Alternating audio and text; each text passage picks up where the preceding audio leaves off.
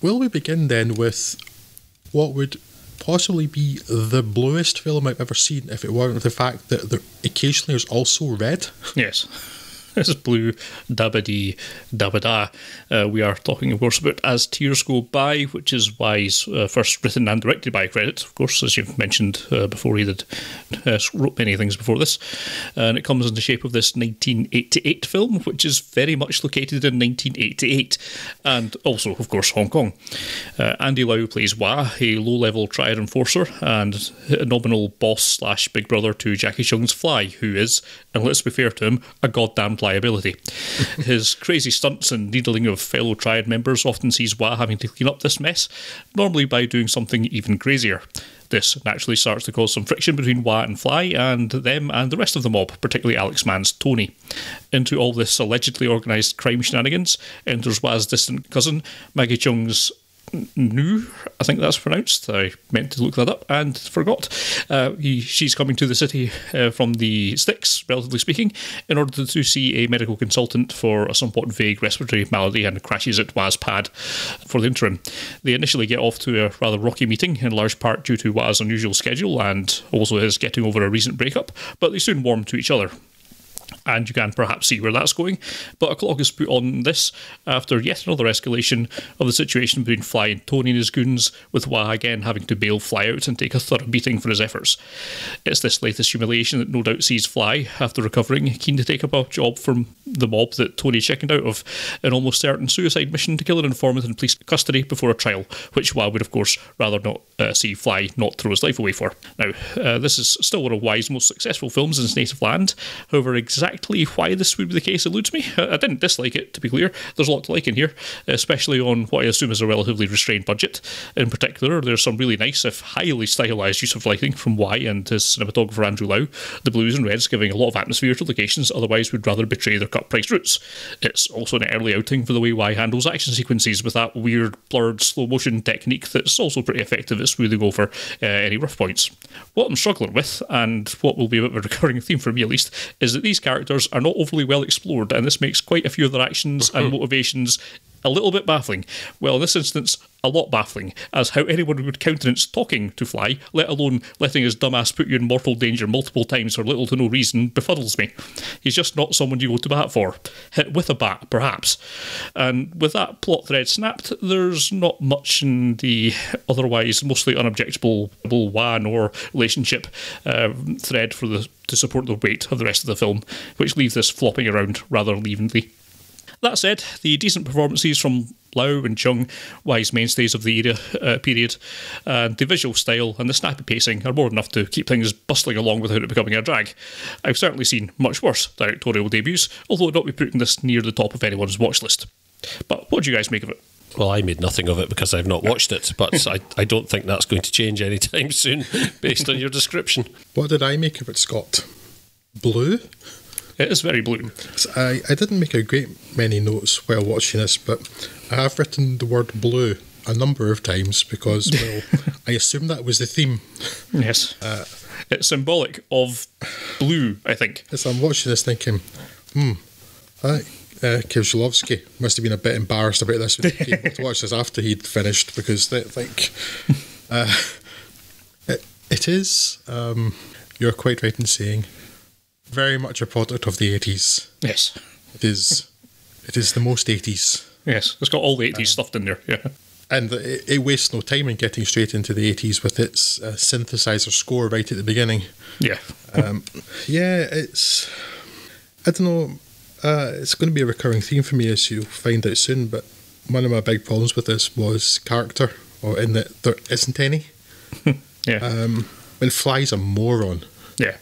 And this is probably a bit more, narratively speaking, conventional than a lot of the other films we'll move on to. Yeah. And even then, I'm really struggling to see why anyone is doing any given thing at any given time. Not a lot of it there's not a great deal of motivation for it. Yeah. And that's the problem. I think the fact that Andy Lau's in it papers over quite a few cracks, and actually, that's another thing that I found watching these films for this episode, his first 5, is that even though I often have no idea why anyone is doing anything, the fact that the people acting in the characters that are doing inexplicable things, I actually really like them. Yeah. So Andy Lau and Tony Leung later on. So that helps a lot because I like them and they're acting well at them. Yeah. I mean, it's not a bad film. I didn't resent my time with it or anything, but you're looking at films, Hong Kong films covering Hong Kong gangsters and stuff, and there have been so many more that have done it so much more, well, so much better. Yeah. Although perhaps not so many that look quite as distinctive as this. I don't think you could really be called out as being reductive to say it's a bit style over substance, though. Mm-hmm. Yeah. And then I also have a bit of a problem with the fact that I think we're supposed to sympathise with the characters, but they're all murderers. Like, yes, they're all unhinged, apart from the cousin, who's not really got much of a character at all. Yeah. And you kind of think Andy Lau's character's getting a bit better or something, but it's, oh no, he just murdered 17 police officers or something. Oh, great, okay. Yeah. And for what reason? No idea. I have no idea why he did what he did at the end. It makes no sense. To finish what his idiot friend started, I suppose, but why? Not particularly clear. I suppose in researching this episode, this is the film that sticks out the most. I can imagine, though, because this must be round about the time that Hong Kong action cinema is really starting to take off, right? So there's kind of an explosion in that stuff, and it's to the point where it kind of rewrites the rule book for action cinema in the West. So I can imagine that there's probably this surge in that type of filmmaking, and I'm maybe not surprised that a director of note maybe got their foot in the door making another Hong Kong sort of gangster film, but you know, it's a surprise to think that director was Wong Kar-wai, because you know the rest of his folio is markedly different. So yes. What I gather, this must be from the plot recap.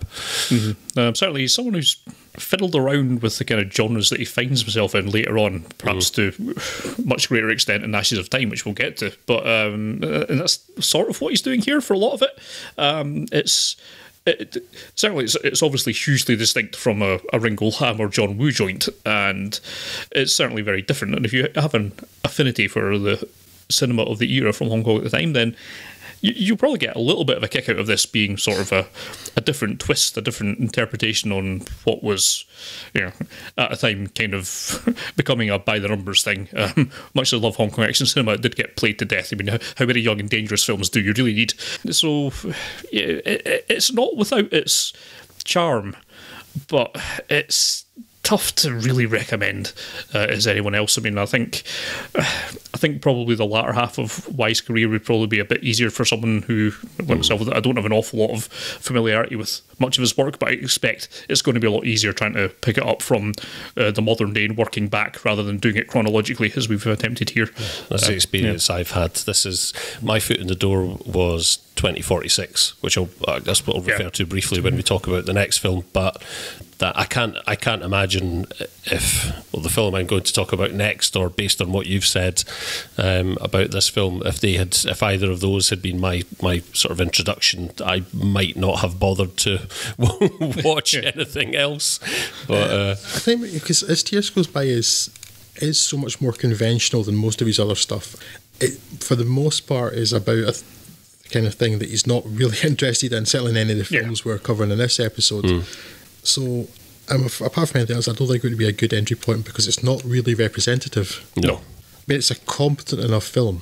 Yeah. But he very much goes on to forge a very, I was going to say distinct, but perhaps his style is distinct in how indistinct some aspects of it are, but he very much goes on to forge his own thing that becomes the defining style of Wong Kar-wai. So anything that falls outside of that is probably by default is not going to be a good place to pick up. Just before we move on, I guess we're probably done here, Scott, but did you actually have any guess as to what the blue was meant to signify? Because it must have been something, because even their clothes are significantly blue in several points, and I couldn't quite figure what it was meant to mean. Well, they're all very sad. No. There's clearly a few instances where it's just being used to show that it's nighttime, and that's the light you get at night, apparently. But yes, for the overall prevalence of it throughout so much of the film, no, I don't quite know what it is. I don't know if colour has a different symbolism over there, perhaps, than we're used to, but no, it didn't jump out at me as any particularly unifying theme, other than just it looked better than having it flatly lit by fluorescent lights, as it probably should have been for a lot of the scenes in reality. So yeah, so in other Chinese, than style, yeah. In Chinese culture, red being sort of a lucky colour and stuff, I don't suppose blue is at the other end of the spectrum, and it's just designed to denote that these people are all absolutely doomed or something like that.